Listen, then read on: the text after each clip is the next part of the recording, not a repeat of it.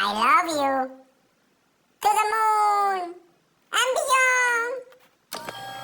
Ancient civilizations possessed knowledge that has been lost to time. I think that's obvious. But to be fair, most lost knowledge is probably not practical to us today anyway. I mean, who cares what bacterial infection some ancient Swami cured with pine nuts and prayer when we can just use an antibiotic? And if some shaman or witch doctor discovered how I can make Windows not update the very second I start a Zoom call, well, I'd love to know that secret. But shamans are typically Mac people, so not a problem for them. But what about ancient technologies that would be of practical use today? Like levitation. Specifically, levitating large, heavy objects. Now that would be useful. Many people believe levitation, specifically sound or acoustic levitation, was how ancient civilizations like the Egyptians built the pyramids. There's actual science that supports this. Let's find out why. The ruins of several ancient civilizations like the pyramids of Giza, Stonehenge in the UK, and many others are monuments constructed of massive stones. And the first question we have to ask is, why? Why use huge, ridiculously heavy pieces of stone when the same structures could have been made with smaller blocks, like bricks? Yeah, they were showing off. But we're looking at that question through a modern lens, based on the technologies that are available to us today. We do know that sound can levitate objects, and I'll get into how that works a little bit later. But current acoustic levitation technology can only move tiny objects with very little mass. Nobody's building pyramids at MIT. And if you are, awesome. Some researchers think ancient cultures may have mastered levitation through sound, which allowed them to easily manipulate massive objects.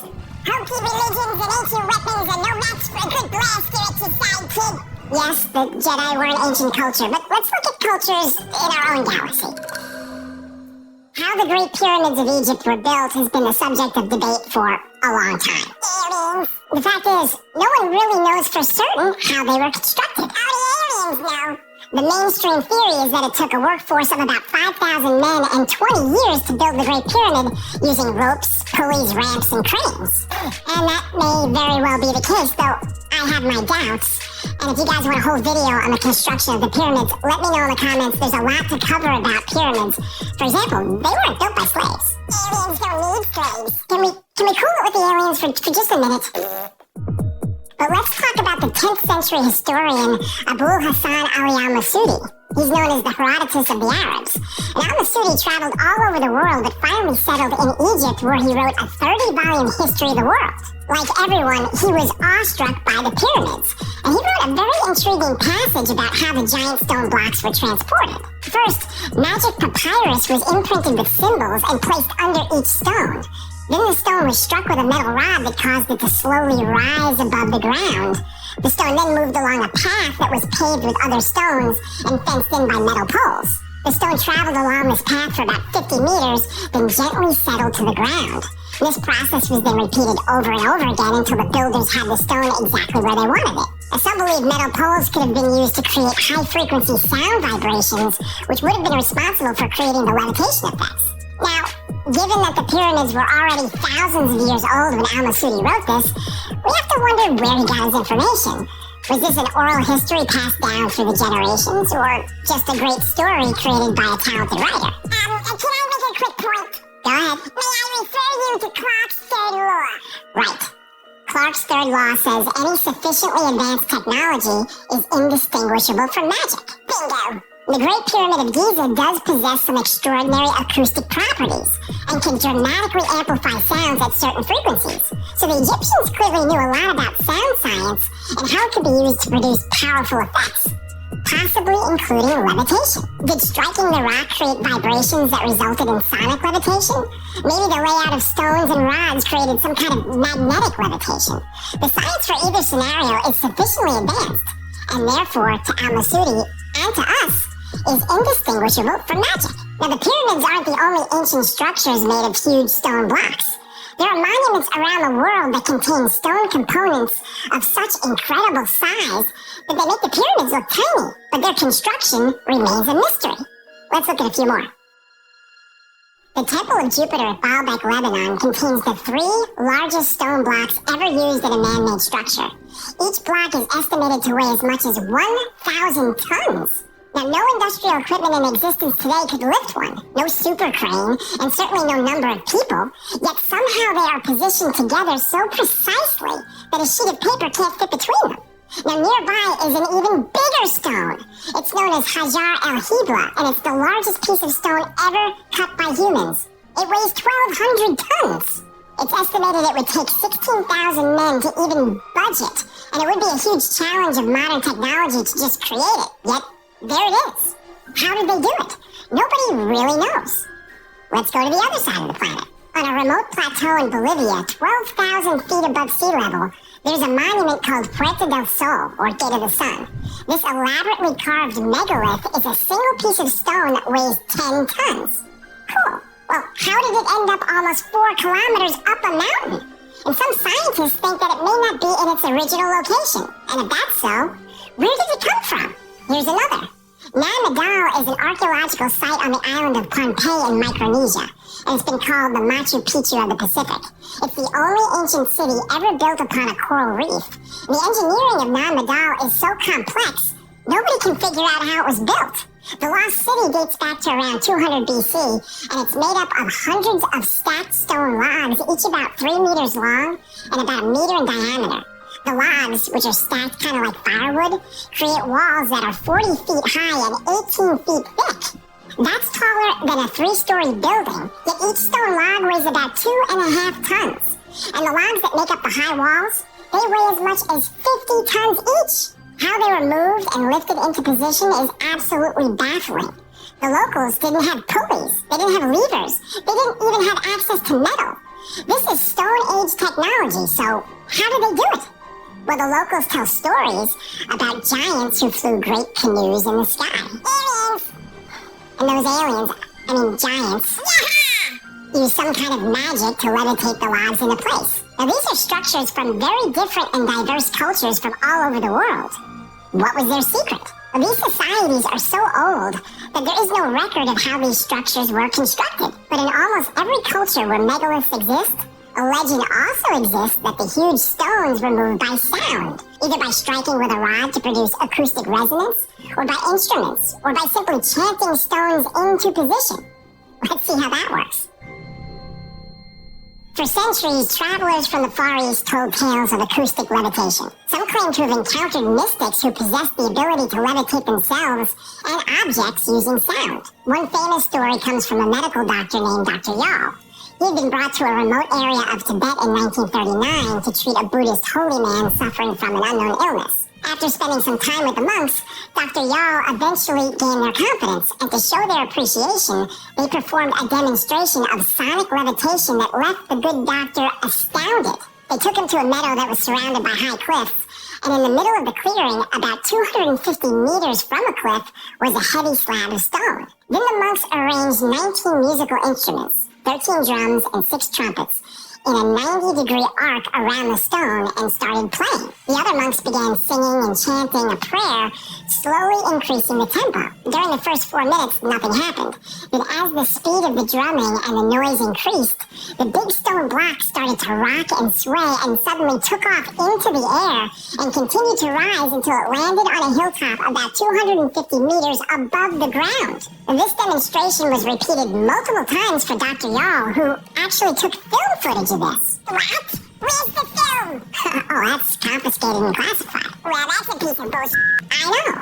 I actually found a paper that explains scientifically how this levitation might have actually worked. Link below. And if you're into geometry and geodetics, you're gonna love it. Sounds moving. You see what I did? Another creation credited with acoustic levitation is the Coral Castle located in Florida. The Coral Castle is a sprawling stone compound built by Edward Leeds Skolnin between the years 1923 and 1951. The complex is constructed of nearly 1,000 tons of rock, which Leeds Skolnin somehow cut, shaped, lifted, and maneuvered into place, all by himself. Just him. FYI, he was 5 foot tall and weighed 100 pounds. I really don't know, didn't I? Leeds Skolnin refused to allow visitors or observers on site while he was working, so there are no eyewitness accounts detailing his construction methods. Yet, alone, working mostly at night, he was somehow able to cut and transport 1,000 tons of rock to use for walls and towers. He also built all kinds of buildings and sculptures, all from giant pieces of stone. An obelisk he raised weighs 28 tons, and the largest rock on the property weighs an estimated 35 tons. Now, some of these stones are twice the weight of the largest blocks in the Great Pyramid of Giza. All this he did alone and without heavy machinery. The most amazing thing to me is the stone gate. It weighs 9 tons and has about a quarter-inch of clearance inside the frame. It's so well balanced that you can push it open with a single finger. This is something that would be challenging for even the most experienced engineering and construction team. Yet somehow Reed Skalman was able to do it alone. Oh, this guy definitely wasn't union. Nope. Reed Skalman never specifically identified sound as a key factor in his work, but he had an interest in radio and owned all kinds of sound equipment which he used for unknown purposes.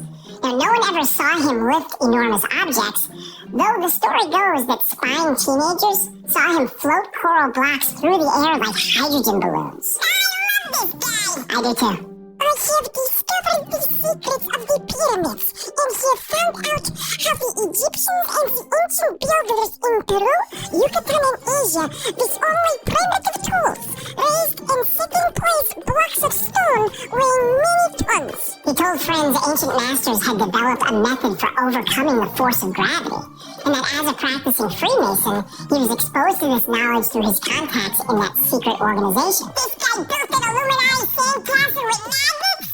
He might have. With magnets or sound or both. I mean, there's actual science behind some of this. Unless you're in a vacuum, sound is everywhere. Sound is created by vibrating molecules of a medium, like air or water, into waves. The waves hit our eardrums or our skull, and our brain decodes the wavelengths into sound. We don't usually think of sound as having a physical presence, but acoustic waves can absolutely affect the environment. Think of a nightclub or a concert where you can feel the bass. Like that.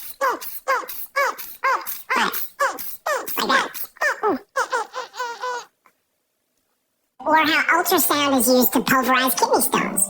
Or how singing the right note or wavelength with a sufficient volume or amplitude can shatter glass.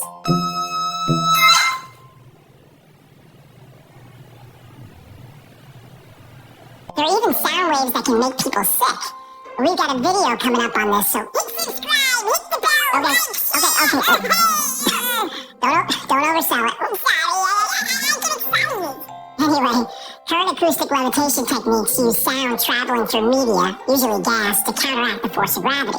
A basic acoustic levitator has two main parts. A transducer, which is really just the surface that creates the sound by vibrating, kind of like a speaker. And there's also a reflector, which helps focus the sound waves on the object you want to levitate. Now, to get this to work, there's quite a bit of math involved. For example, the distance between the transducer and the reflector must be a multiple of half of the wavelength of the sound. Now, this is because you need to get enough molecules lined up under the object in order to lift it. If you just blast sound at an object, all you're doing is scattering a bunch of molecules around. That won't work. But if we remember the story about the Tibetan monks, they were using this precise technique.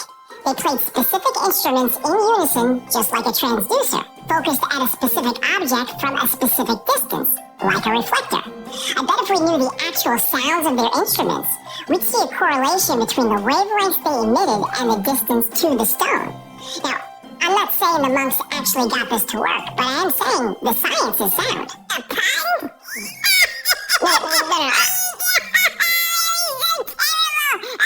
I didn't mean to do that.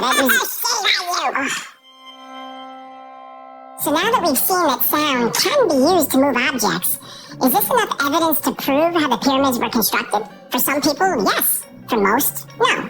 For me, I'm not really sure. Could the pyramids have been constructed using pulleys, ramps, and cranes, like mainstream Egyptologists claim? Well, sure. But when you look at the sheer size those ramps would need to be, and the distances involved, the amount of materials required to build the scaffolding would be more than the material in the actual pyramids. Much more. So where are all the construction materials? To me, there seems like there's something going on here.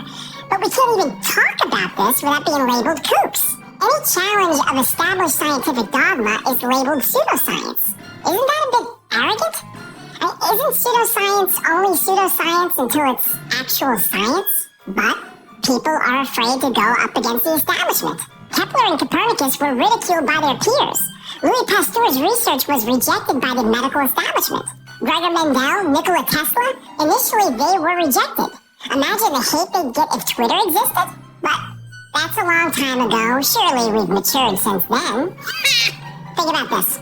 In 1903, when the Wright brothers and others were building airplanes, the New York Times said manned flight would not be possible for 1 to 10 million years. Oops. And in 1985, the New York Times said no matter how inexpensive or powerful a laptop computer would become, nobody would want one. No, boys. And when Apple announced the iPhone, the Times said they'd probably never build it, and even if they did, nobody would buy it. Yay. And speaking of Twitter, here's what the New York Times said when it launched. Using Twitter for literate communication is about as likely as firing up a CB radio and hearing some guy recite the Iliad.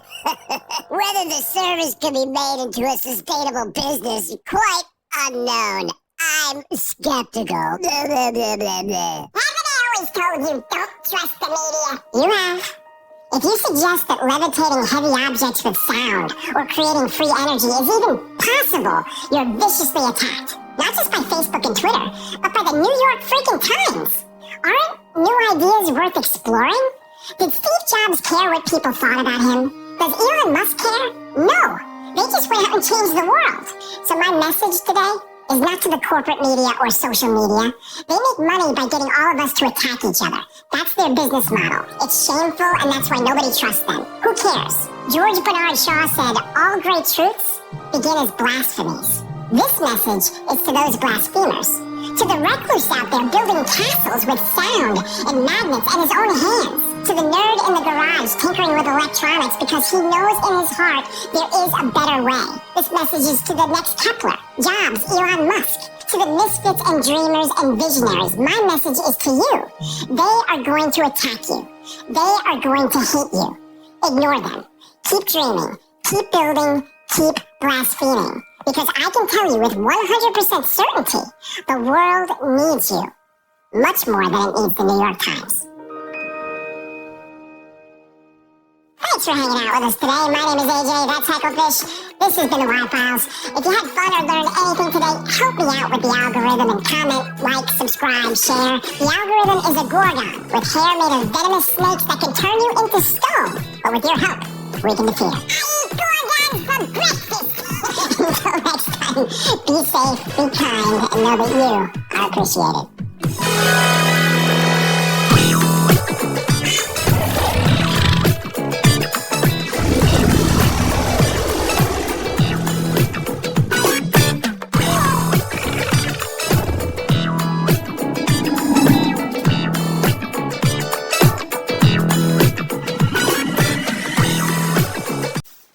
I love you. To the moon and beyond.